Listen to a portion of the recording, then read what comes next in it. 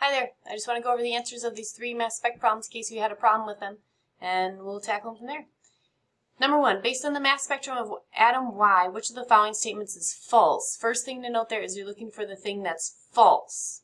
A, peak A and D come from atoms that have the same number of electrons.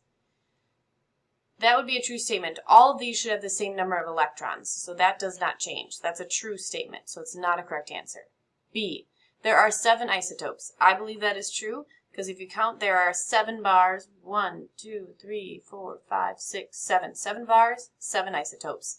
The only reason we have these bars is because there's different number of neutrons. Different number of neutrons are what isotopes are.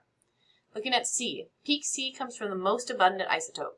It is the highest peak, the greatest number of percentage. That's a true statement. So that leaves me only with D. D is a false statement because peak D comes from an atom with 4 more protons. It's not about number of protons. They all have the same number of protons because they are all of atom Y.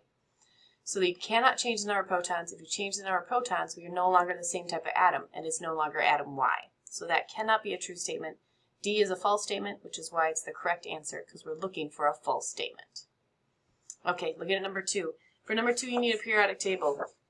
Any periodic table will really do. Taking a look at that one, I'm looking for what is compound Y. Now you could do all the math, and if you do, you'd come up with the answer, but you do not have time for that on the AP test. This is a multiple choice question, so we can't do that. And you don't have a calculator anyway, so you can't do that.